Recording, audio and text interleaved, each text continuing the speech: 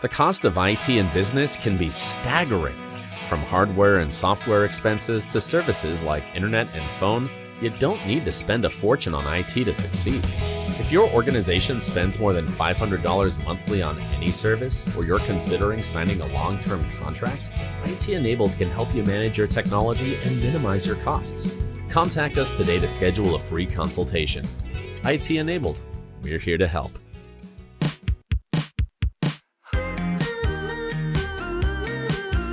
Hi, I'm Tara Watson-Watkins, President and CEO of the Lufkin, Angelina County Chamber of Commerce. Welcome to the Connect podcast, connecting business with the community. I'm here today with my co-host, Blake Pollino with BP Media Group. Welcome back. This week we have Lufkin Assistant City Managers Bray and Gerald Williamson here to kind of demystify how the city works and how all of our departments are working together and how you can become involved with the city and some exciting new projects that are happening as well. Well, welcome to the podcast. We're glad to have both of you on here. Thank you. Welcome back, Gerald. Brian, it's your first time, so we're glad to have you here. It's a pleasure to be here. Why don't y'all give the listeners your background history, and then we'll kind of talk about the city and where y'all fit in there. Okay. So I'm new to the city of Lufkin. Yeah. I started off in the museum field and then spent the last 20 years working with the city of Nacogdoches. Mm-hmm. And I've enjoyed my first 3 months here in Lufkin. It seems like longer than 3 months. I mean, it actually feels like home, so it love does. That. You know, when you got the job over here, I had multiple people in Nacogdoches call me and say, "We've just lost the best thing that happened in Nacogdoches, and you're getting him." And we're like, "So sorry." We're glad to have him. So, well, we're glad to have you in Lufkin. Thank you. Yeah, he fits in so well. That's great. Yeah, That's seamless integration. I mean, it's easy when there's a staff at the city that just welcomed me in, and that's part of the reason why it feels like home. And I've been here forever. Is we just bounce ideas off of each other, work well together. I feel like I've known Gerald for 20 years instead of 3 months. Yeah, it's a great team up there. Yeah. So always has been. So I've been with the city since 1987, and the majority of my career has been in law enforcement. I rose through the ranks of the Lufkin Police Department, became chief in 2014, director of public safety in 2018, and then in 2020 became assistant city manager over the public safety side. So I have public safety, of course, police, fire, EMS, but I also have human resources, IT services, and fleet services, as well as animal control. Okay. And before coming to Lufkin, I worked 2 years in Harris County in law enforcement and came to Lufkin. It's been wonderful ever since. It's home. Yeah. Love that. And Brian, for those who may not know, tell us a little bit about your role currently at the city. What you do. So I'm, like Gerald, assistant city manager. We both work directly with Kevin Gee, the city manager, and Christy Skiller, the city attorney. And the city is divided into sort of different stacks. Mm-hmm. And even though the org chart shows that, you know, there are 8 different departments that I work directly with, we just bounce ideas and work together as a team between Kevin, Gerald, Christy, and myself. But I have the pleasure of working directly with Parks and Recreation, streets, solid waste, recycling, public utilities, the zoo, marketing and tourism, convention services, and the library. Awesome.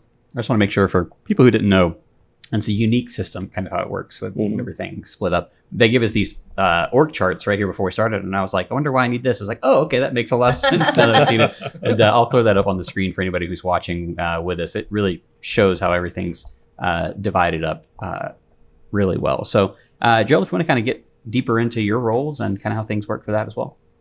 Yes, of course, we've got fantastic leadership at both the police and fire departments, but those are critical services, obviously, everybody knows, that the city provides. But some of the things that they aren't so much aware of are our animal services, which we've got a fairly new we've got a brand new. As of yesterday. That's fantastic. Brand new director. She's been with us, I think, about 7 months now. Good. As an interim. And doing a fantastic job. That's Morgan Williams. We're really fortunate to have her. And we've made quite a few changes in the way we deliver animal services. So we invite everyone to try to come out and see our facility. And we're making changes there. We think it's all positive and doing a better job there. And do you need, for that facility, do you need things donated? I know a lot of times kids will have birthday parties and they'll say, don't bring gifts. Bring dog food, bring cat food. Like, do you need things like that? Yes, that would be fantastic. And we have a dedicated volunteer group Okay. that works with us, and that's all coordinated through a volunteer coordinator there at the facility. And just contact them. You know, they've got social media presence, and just contact them and try to coordinate with them on the things that they need. And it changes seasonally, of course, and also according to diseases that may be in our community, those type things. Remember, the animals that end up there are the ones that are uncared for one reason or another, or abandoned, and so they have a lot of needs. Yeah, that's great. Yeah. So with the city, I mean, you've been there since the 80s. What has been the biggest change that you've seen over the years? Wow, just the growth. Even though we went through a period where we lost a lot of our industry that had been here a long, long time, and that affected us greatly. But the city has still grown. We know our census numbers showed otherwise, but there was a lack of participation on the parts of the citizens. And we know that because we looked at the census reporting, and there are areas in the city, throughout the city, that have zeros in them. And we know that those areas are heavily populated. So we believe our population is much higher than what's reported. So that's a big thing. We've seen a lot more retail and those type services or businesses come to the community, and that's great. We want to see that. The other big thing that the city has concentrated more on over the years is economic development efforts. We want to diversify so we don't go through something like we experienced with, losing some of our major industries. When you have a lot of smaller companies that provide high quality jobs and services to the community, it gives us a lot more stable base. So if one of those drops out, we don't have a huge hit. Right. Of course, we want to get the larger companies in, and we think that will come in time. But our strategy is to attract high quality, regardless of size, so that the good jobs are here. And, that's something that I think Gerald and others take for granted, is just how the city of Lufkin operates. But being the new person here, it was quite refreshing that there are plans in place to expand infrastructure, roads, water, sewer, so that when those opportunities do come about, we as a city are ready to jump. That's right. And so I've been very impressed with not just the immediate growth of the city, but looking at the long-term growth of the city. That's great. I'd love to hear a little bit more for our listeners. I'll be this stand-in, I guess, for that, because I don't entirely understand how it works either. But so each of these departments under your control, I guess you could say, they each have a director, right? Mm-hmm. So if they have a need, if they have a project they want to do, are they coming to you to get the city support? How does that relationship work? That's correct. They come to us and they coordinate those things. Of course, we have a finite amount of money to spend. So we have to coordinate those things and make plans and try to integrate that into what we're already doing. Mm-hmm. City doesn't have a huge surplus or reserve, either in resources as far as personnel, equipment, or money. So everything has to be done according to a plan. Interesting. And so that's what they have to do, is come with. And we want to expand and improve our services constantly. Mm-hmm. And so we encourage that. And our directors and managers are good about that. Mm-hmm. And Gerald and I's role, I mean, it's much bigger than this, but if you were to sort of simplify it, it's to help those directors that you're referring to do their job. Mm-hmm. I mean, that's kind of what our job is in a nutshell. Right. Is to make sure that they have what they need, or direct them in the right direction, give them advice, give them counseling in how to operate each of their individual departments. Yeah, it's important to remember that we aren't necessarily the subject matter experts in anything, although we do have our own experience and training and education. But those managers, those directors out there they are the experts. Yeah. I can imagine the animal services and the IT departments, two very different. Absolutely. Absolutely. Yeah. Both report to you. And I'm very inadequate in both. So. It's just like me with the zoo. There's no way I could ever have the breadth of knowledge that Gordon Henley does out there. I mean, he's been there for 30 plus years. Almost 50. Yeah. It's crazy. I think he said he it's is an records. expert. He is He setting is. records. He is. Yeah. Yeah. You know, I think this division of having multiple assistant city managers and dividing, the different programs and the directors, I think it's one of the best things the city ever did. Mhm. Back when I was there, I mean, you just went straight to Paul. Yeah. And God love him, everybody was going to Paul for something. And Yeah. so to have a sounding board to be able to talk through things and to be able to have really someone, that helps guide, I think it's a Mhm. great system that the city put in place. Yeah.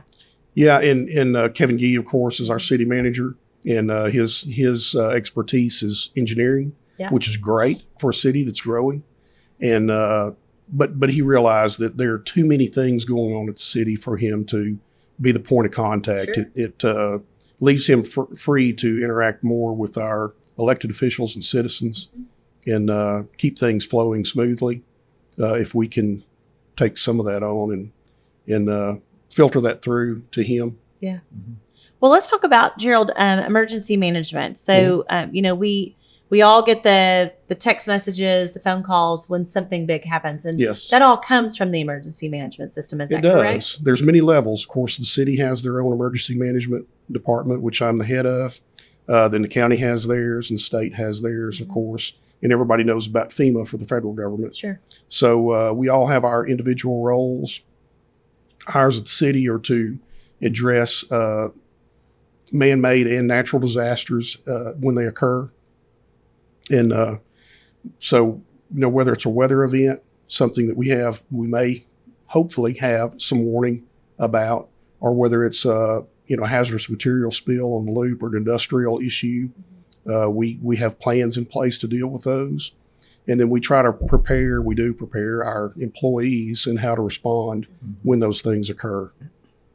So that's our role. That's a very simple definition of it. Very large job. Yeah, it's a large job, and but it's great that Yeah. we have that ability, that capability. Well, and I think it's great that y'all all work together. You work county, city, everybody works together. Oh yeah, The health district, Yes. we saw all of that really when COVID happened and how everybody joined together to make sure that we could get the vaccinations out. And yeah, it was a smoothless, let me just say it may not have been internally smooth. yeah, From the outside looking in, it was a smoothless partnership between Yeah. all the entities that were involved. yeah. The testing was a big deal Mhm. as well, and there's a lot more to that than you would think. That's right. And just being able, and everybody knows about how the supply chain issues were horrendous during that. Well, it applied to us as well with vaccines, with testing supplies, you name it. And but we made it through well. We had some great people in place. Chief Jesse Moody with the fire department did a fantastic job for us. He was our go-to person with the medical knowledge to provide us and our individuals, citizens and companies with the information they needed to try to keep things going. Health district as well.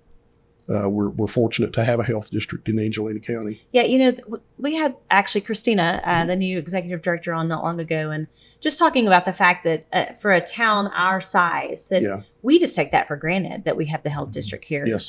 But that is really an anomaly that a community is. like us would have Yeah. that support system locally in place. And that is something that a lot of people don't realize. They offer a full suite of services year round. So it's, they really provide those services more to low income people that don't have great resources on their own, great insurance.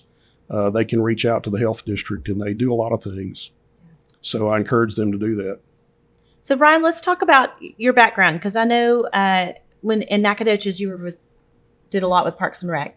Is that right? I did. So when I started in Nacogdoches, I was the museum director. Okay. And like Gerald was just talking about, that somehow museums and emergency management got merged. I don't really know what the That thought makes behind sense. that was. But I'm very thankful that Gerald handles emergency management here, because I did that for a number of years along with the museums in Nacogdoches. And then, like most cities, there's reorganizations that's done. The city of Lufkin just had one with different shuffling of departments that we just covered. But I was the community services director. And so I had the pleasure of working directly with parks, recreation, cemetery, library, the museums, Main Street, animal services, and then the public information office with the city of Nacogdoches. So even though I'm not doing all the same things here, the city of Nacogdoches was structured very similar to Lufkin. I hate to say this, I think we're more efficient here in Lufkin than it was in Nacogdoches, but don't share that with the Nacogdoches people. So that's really my background from the city of Nacogdoches, but my office was at the recreation center. Okay. So that's why oftentimes people think, oh, it's the Parks and Rec guy.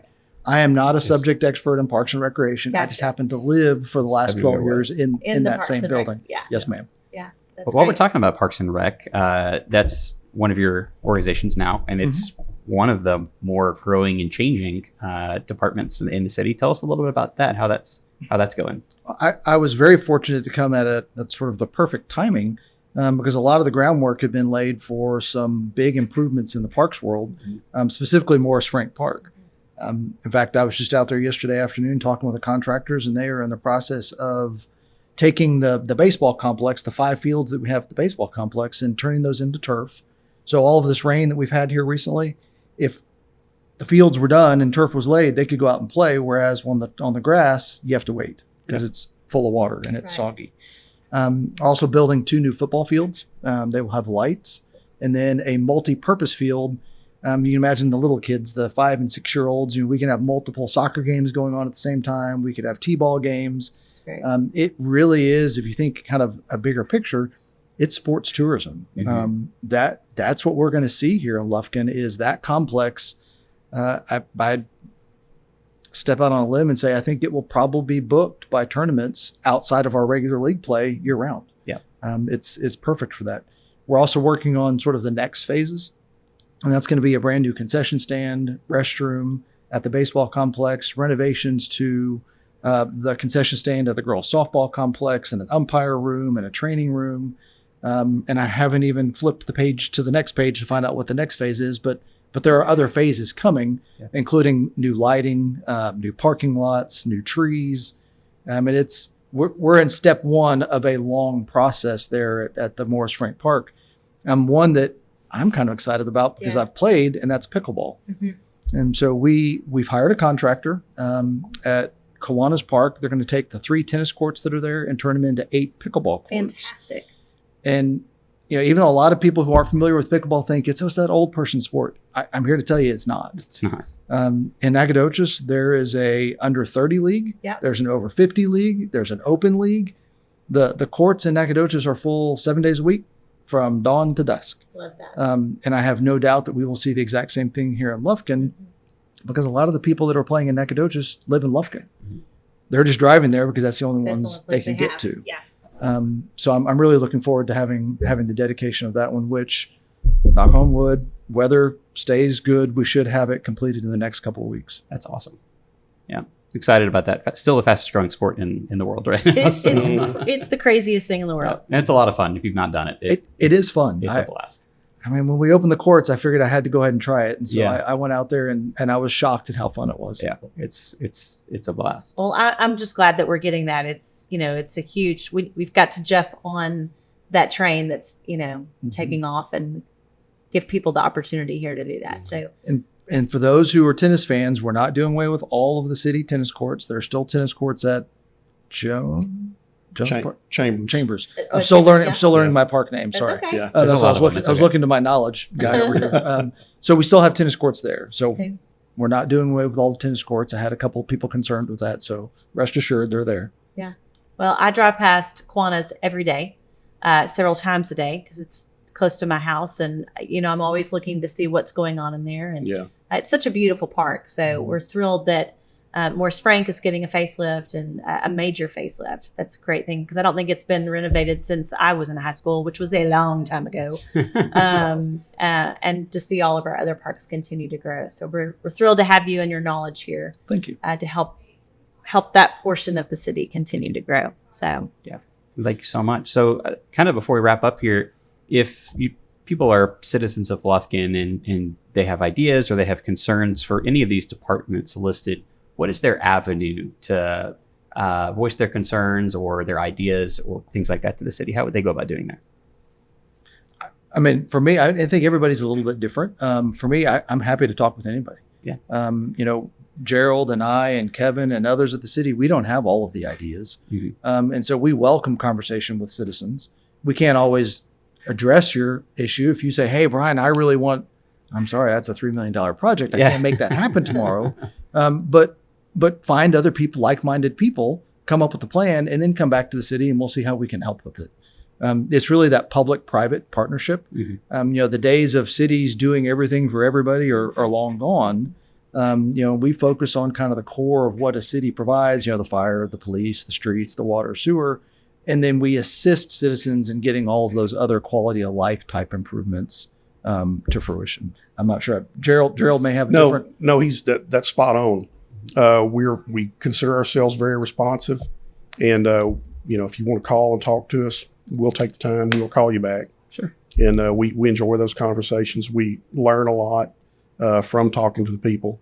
I mean, the people that are living in the city and enjoying the services and facilities here in the city are the ones that, that's where the rubber meets the road, right? That's right. So they know it best. Let us know what you see, and if you have ideas, give us a call. We've got a social media presence. We have a website. All of our contact information is out there, so we encourage people to reach out to us. Awesome. Well, thank you so much for your time. Thanks for Thank being you, on today. Yeah, Thank you for Appreciate inviting. it. Thank you. Yeah. Coming and chatting with us. Thank you all so much you. again for listening and watching again this week. If you want to watch the video version of this podcast, you can find it on the Chamber YouTube and on the Chamber Facebook page. Thank you so much, and we'll see you next week.